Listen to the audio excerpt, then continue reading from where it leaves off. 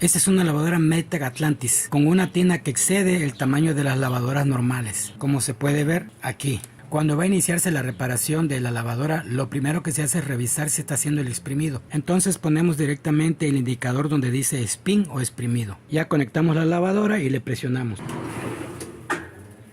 Y como se puede ver, la lavadora está haciendo el exprimido. Ahora lo que sigue es ponerla a lavar. Seleccionamos el ciclo pequeño y seleccionamos cualquier ciclo de lavado. Ya que seleccionamos el ciclo de lavado, la llenamos de agua manualmente.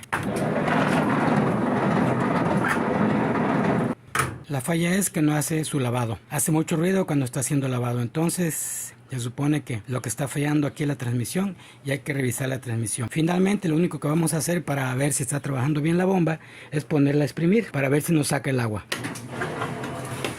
Bien, eso está funcionando bien, lo de drenado de agua. Entonces el problema que tiene esta máquina es la falla de la transmisión.